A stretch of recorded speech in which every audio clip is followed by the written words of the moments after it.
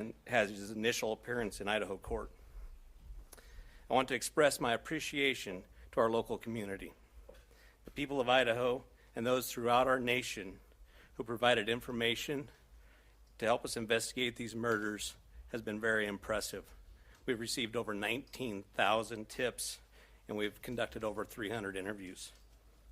To recap this case, on the evening of November 12th, Kaylee and Madison arrived home at about 1:56 a.m. after visiting a local bar and street food vendor. Ethan and Xana were at the Sigma Chi house before arriving home around 1:45 a.m.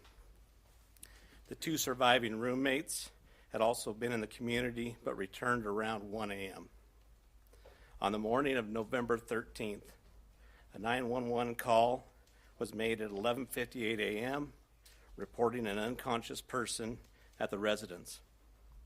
The call came from inside the home from one of the surviving roommates' cell phones. Moscow police responded and found 2 victims on the 2nd floor and 2 victims on the 3rd floor. On November 17th, autopsies were conducted, and the Latah County coroner confirmed the identity of the 4 victims. The cause and manner of death was homicide by stabbing. Some had defensive wounds, and each had been stabbed multiple times. These murders have shaken our community, and no arrest will ever bring back these young students. However, we do believe justice will be found through the criminal process. This was a very complex and extensive case. We developed a clear picture over time, and we stand assured that the work is not done. But be assured the work is not done. This has just started. Since November, we have remained laser focused on pursuing every lead in our pursuit of justice for the victims and their families. I recognize the frustration with the lack of information that's been released. However, providing any details in this criminal investigation might have tainted the upcoming criminal prosecution or alerted the suspect of our progress. We will continue to provide as much information as we can as the process moves forward. Today, I want to specifically thank our dedicated Moscow Police Department detectives, patrol officers, the Idaho State detectives, the Idaho State troopers, and their crime lab technicians and scientists, and the Federal Bureau of Investigation for the resources and personnel to conduct this massive investigation. It was the dedication of them and the persistence and the numerous hours that led to an arrest. Fortunately, these highly skilled people worked together as a cohesive team to solve this case. I also want to thank our community and the nation. Over the past 6 weeks, I've been continually reminded of how much our community cares. Locally, public support has been exceptional with kind words, food for investigators, and letters of support. You will never know how much your words of encouragement help us through these trying times. I appreciate each of you and each of your kindness. Agencies and individuals from across the nation have reached out to us to express their support to this department. I'm reminded how our Moscow community, our families, and the nation has been impacted by this daily. Finally, I do want to thank our media partners for the help. You kept this in the news, you helped us with tips, you kept things going, and we truly appreciate that. And you are the product of those 19,000 tips that we received, which is an impressive number. I would like to invite Bill Thompson, the county prosecutor, up at this time.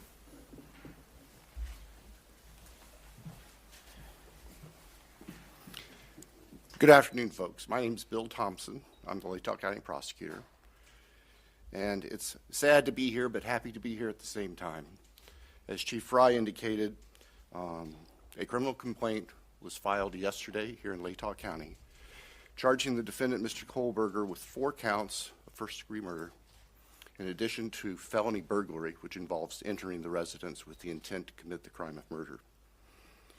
Mr. Kohlberger, and let me preface, there is a pending case now in court, and I and my office and the investigators have to live with the restrictions that our Supreme Court places on pretrial publicity. That said, I promise you we will share with you, through the court process or otherwise, whatever we are allowed to. I just appreciate your patience on that. The factual basis for the charges are summarized in what's called a probable cause affidavit that is on file with the court. According to the rules of the Idaho Supreme Court, that is sealed until Mr. Kohlberger is physically back in Latah County and has been served with the Idaho arrest warrant. At that time, we expect that that affidavit will be available to you so you can share the true facts with all of your readers and your watchers and your listeners and all of the people who are interested and really need to know what's going on. So please have patience with us on that. We hope to get that to you as soon as we can. As far as Mr. Kohlberger, I can share with you that he is a graduate student at Washington State University and has an apartment residence over in Pullman. He has had an initial appearance in front of a judge in Pennsylvania. He is being held without bond, and the warrant from our magistrate judge here also provides for no bond. We understand that he's scheduled to be back in court in Pennsylvania next Tuesday afternoon, and that a public defender has been appointed for him there. The process at this point is, since he was arrested in another state, he has the opportunity to either waive extradition and return voluntarily to the state of Idaho, or if he prefers not to waive extradition, then we will initiate extradition proceedings through our governor's office. If we do that, it can take a while for him to get here. So again, I'm asking for your patience and understand that's just the way the system works. Once he gets here, he'll have an initial appearance with our magistrate. They'll deal with issues such as making sure competent counsel is representing him, and the case will be scheduled for further hearings. Your primary source of factual information is going to be the court record, because that's what the Supreme Court says we need to refer you to. So please pay attention to what's going on in court and have people there to watch and hear what's being said. As an attorney, myself and my office, we are limited on what we are allowed by the courts to say outside of the courtroom. So please just work with us. Finally, as the chief indicated, this is not the end of this investigation. In fact, this is a new beginning. You all now know the name of the person who has been charged with these offenses. Please get that information out there. Please ask the public, anyone who knows about this individual, to come forward, call the tip line, report anything you know about him to help the investigators and eventually our office and the court system understand fully everything there is to know about not only the individual, but what happened and why. Next, I'll introduce Colonel Ked Wells from the Idaho State Police. Thank you. Well, good afternoon. My name is Kedrick Wills. I serve as the director of the Idaho State Police and certainly want to express our appreciation for your attendance here today. These tragic murders took 4 young, vibrant lives from our community. Nothing we do can bring them back. The only thing that we can do in law enforcement to honor their memories that we know of is to bring this to a successful conclusion. This has been a very difficult time for the families, the university, the community, and the state of Idaho. However, it is also proven that communities come together in tough times. Certainly appreciate the support of the local community and our national audience that has been following us as our investigators have worked through this case. I'm thankful also to you, the media partners, who have helped keep this case in the forefront that generates the tips and we hope will continue to generate information that will help us to a conclusion of this proceeding. I'd like to express our appreciation on behalf of the Idaho State Police to Chief Fry, his leadership, and the entire Moscow Police Department for the way that they handled this from the very beginning. He directed the right people to the right positions that led us to this conclusion today. I've had the utmost confidence in this investigation and in Chief Fry as well as in Mr. Bill Thompson and the Latah County Prosecutor's Office, who've been a great partner throughout this. Nothing has deterred the commitment of the investigators who've worked on this case, regardless of the organization they represent. It's been very trying and very difficult, as you know, that it has been on those investigators as they do the tedious work that they're so good at doing. The partnerships is what's led here as well. The partnerships between Moscow Police Department, I'd like to express our appreciation with the Federal Bureau of Investigation, specifically the Special Agent in charge out of the Salt Lake City Division, Dennis Rice, and also the work that happened in the last 24 hours in Pennsylvania with the arrest with the Pennsylvania State Police and Colonel Evanchik with the Pennsylvania State Police. We appreciate what they've done across the nation to help us as well. As Bill shared, this investigation is far from over. In fact, I appreciate what he shared, that this is not an ending, but rather a new beginning. The difference now is, as he shared, that we are dictated what information we can share by the court process and by laws in our state of Idaho. And so we will share, as he shared, Mr. Thompson is absolutely committed to share everything he can share through the court process. We've got to make sure that we don't get in front of that process. And we really deeply appreciate everybody's support here. The relationships that were forged here and the partnerships that were forged have led to this. And based on that is why we're here today. And we continue to believe that the best way we can honor these 4 lives that have been taken is to make sure that we have a successful outcome here. One of the partnerships that's been forged throughout this is a partnership with the University of Idaho. And on that, I'd like to introduce the president of the University of Idaho, Mr. Scott Green.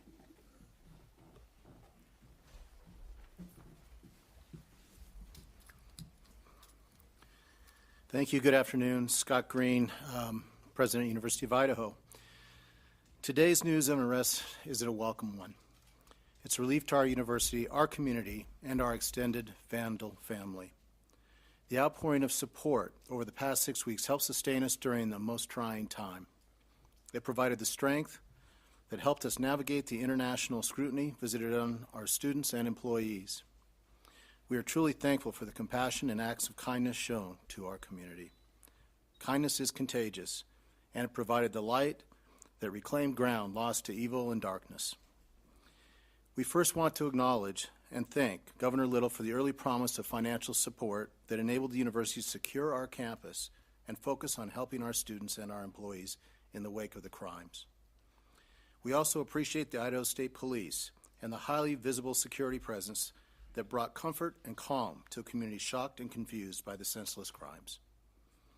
We never lost faith that this case would be solved and are grateful for the hard work of the Moscow Police Department and their law enforcement partners. Vast and committed FBI resources brought important expertise to this complex case. Across the board, dedicated, highly competent personnel worked this case to arrest.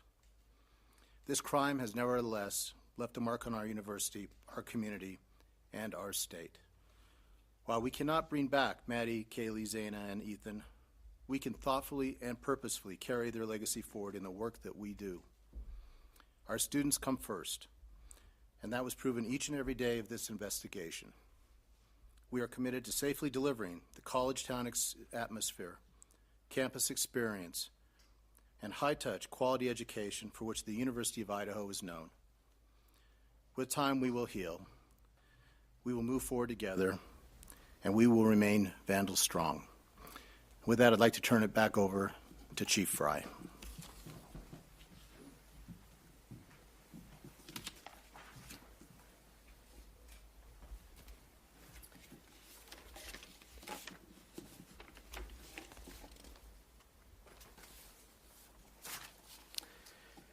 So now we will open the floor to questions. However, I want to remind everyone, as Prosecutor Bill Thompson explained, any factual information regarding the arrest of Kohlberger is currently sealed per Idaho law and will not be released until he has appeared in an Idaho court. Please formulate your questions accordingly.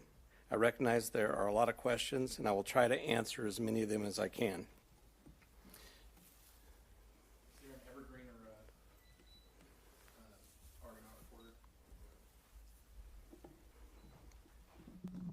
Lauren Patterson, Northwest Public Broadcasting, Spokane Public Radio. I realize the records are sealed. I guess I'm not too familiar with how it works, but can you tell us what tip, what lead, what piece of evidence really led you all the way from Idaho to the suspect in Pennsylvania? As I've said in the past, that's part of our investigation, and we won't be releasing that at this time. We will have those answers. We'll have them as soon as we can make those available to you. Then a quick follow-up and a two-parter. Is our community safe, or is law enforcement still on the search for other suspects who might be involved in this attack? What I can tell you is we have an individual in custody who committed these horrible crimes, and I do believe our community is safe, but we still need to be vigilant, right? We still have talked about this in the past. We always need to be aware of our surroundings and make sure that we're aware of what's going on.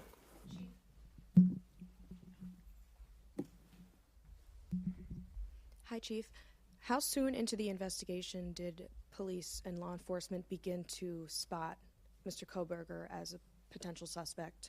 And a follow-up, how many tips, if you can say, were specifically related to Mr. Koberger?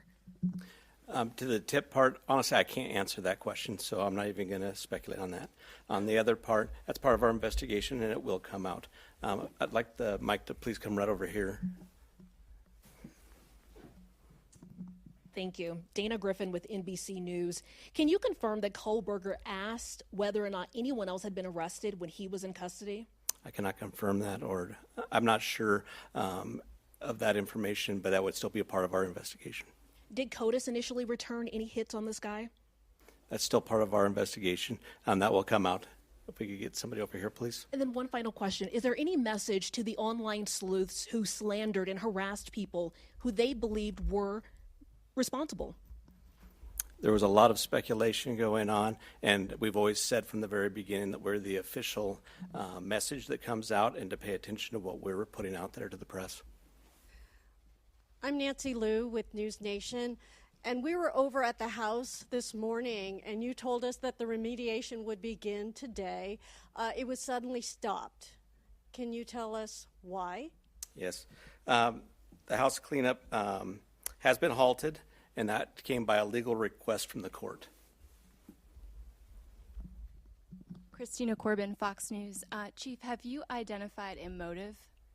That is part of the investigation, and that will come out as we continue the investigation. But what we still ask is for people to continually send us things in the tip line. We are still looking for more information. We're still trying to build that picture, just like we have stated all along.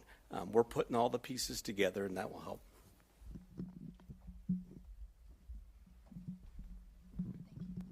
Chief Veronica Miracle with CNN. Any indication that the suspect knew the victims? That's part of the investigation as well. It won't be something that will come out at this point in time, but as we continue the investigation and as this case goes to trial, that will be brought forth. Have you spoken to the families? Can you tell us what they've told you today? Are you talking the victims' families? Yes, the victims' families. Yeah, we have reached out to the victims' family as we always do. We've done that daily, and we've continued to have contact with them. Hey, Nate Sanford, you mentioned earlier that you're still seeking tips about Brian and that people should still share whatever information they have. Can you speak at all about what specifically people should be reaching out for, like if they know something? I would say anything and everything. As we've said all along, we know what tips we're looking for. We will take those tips and we will have professionals look at those and decide which pieces of those we need to use for our case. So we ask that everybody would do that. Angela Palermo, Idaho Statesman. Your department and other investigators on the case took a lot of flack for keeping information close to your chest. Are you glad that you did that, and were you worried about tipping the suspect off? I will 100% stand behind the way that we handled this investigation. And this all started from day one with our patrol officers arriving on scene, locking down the scene, us calling in the Idaho State Police, us calling in the FBI, and keeping information that was pertinent to this case very, very tight. We want to have a situation where when this goes to trial, there is no doubt that we've done everything right and we've slowed down, and we've continued to slow down. We'll continue to do that. Hey, Chief. Have you guys found the murder weapon or the Hyundai Elantra? So we are still looking for all pieces of evidence, but we are still looking for the weapon. And I will say that we have found an Elantra. Stephanie Becker with CNN. Can you tell what it was like when you got the phone call when the police told you that they had your suspect? I can tell you, for a lot of law enforcement, it was a fairly sleepless couple of days with, as we were leading up to everything that we were doing. But what I can tell you is I have faith in those agencies across the nation. I have faith in our officers. I have faith in the FBI, and they did a great job. But sure, there was some times, even throughout the day, that we were always concerned. Hi, Chief. Don, you're back at CBS News. Can you talk a little bit more about the suspect's connection to Pennsylvania? All I know is that he lives in Pennsylvania. Chief Guy Tannenbaum from Nonstop Local KHQ in Spokane. More about the Elantra. We saw reports that you mentioned that you recovered an Elantra, but can you specify where that was found? And we know that that was one of the biggest pieces of information you were asking from the public to tip. Were you able to provide an information on whether those tips led to this seizure of an Elantra? That's still part of the investigation that will come out in the future.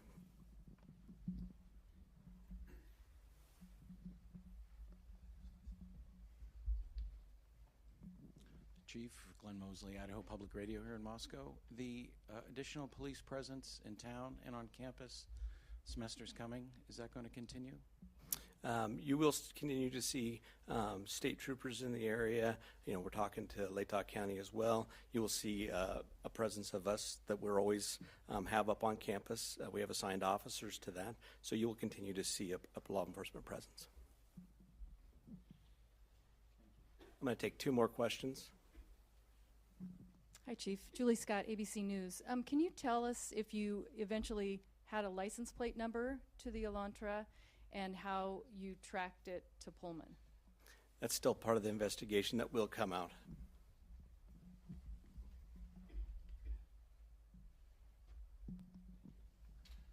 Chief, hi, Matt Lovelace with the Murrow College of Communication. I want to ask about Mr. Koberger as a graduate student at WSU. Are you aware of if he returned to campus after November 13th? And have you had any communication with departments on the WSU campus about his attendance? So some of that is going to be followed up as we continue our investigation. We'll be asking some of those questions, but that'll come out in the near future. So what I do want to do is I want to thank you all.